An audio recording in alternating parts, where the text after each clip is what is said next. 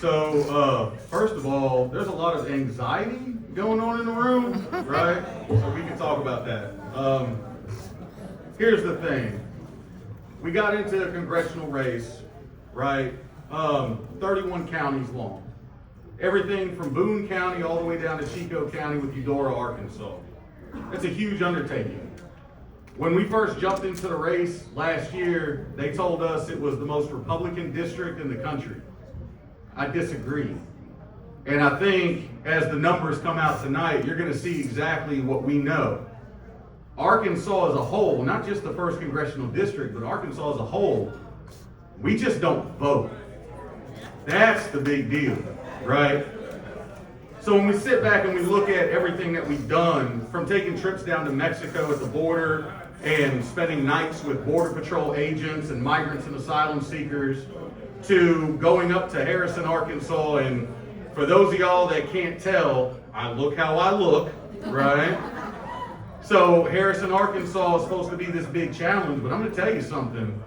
There's good people all around Arkansas. Everywhere you go.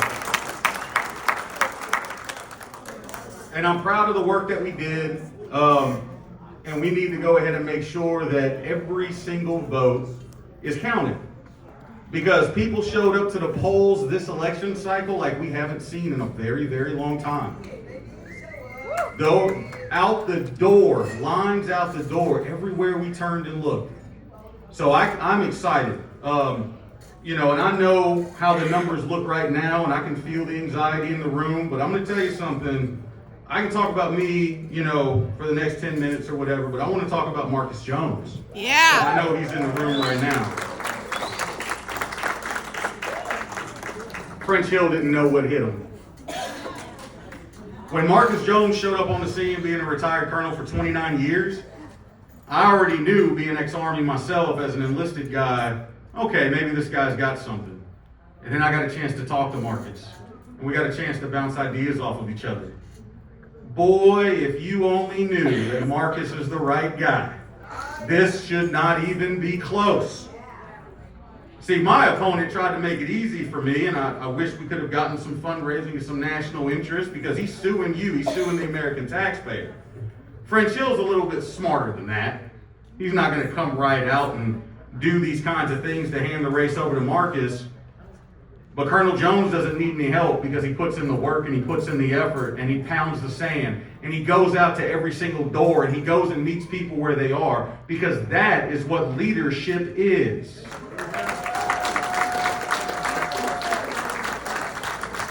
See, Colonel Jones embodies the exact kind of leadership that the United States Army taught me to appreciate. The United States Army taught me to look towards those leaders that lead, not just sit in the back and dole out orders. So Colonel Marcus Jones, and I don't know if you're here in the room right now, I don't know if you're nervous back in your room drinking some beer, trying to chill out, right? But I want to say to the Marcus Joneses of the world, thank you. Because the foundation that he laid, the foundation that Caitlin Draper laid in the 3rd District, the foundation that we've worked so hard for over a year now, now's the time that we're building on something. Because even when Arkansas is so red, and it feels hopeless sometimes, right? Isn't it amazing that in the 1st Congressional District, a candidate that's supposed to get beat 80-20 is sitting here polling already with only 30% of the precincts reporting? I'm already above 28%. So the foundations that Chit and Desai laid, we continue to build on, but we still have work to do. So we sit back and we watch these numbers, and here in Arkansas, selfishly, I want to see French Hill file for unemployment tomorrow. And at the same time, I'm waiting to make history, because we've got a female president candidate that is really outperforming all expectations in North Carolina right now, if y'all aren't paying attention. And I can't wait to usher in some history, so that when I go home tonight and I kiss my daughter on the forehead, I can tell her, yes, baby, anything is possible, and you can achieve anything. And the last whisper that I'll make sure that she hears in her ear is, I don't care what the results say, because I know Colonel Marcus Jones ain't gonna let nobody tell you what you can and can't do with your body. Yep.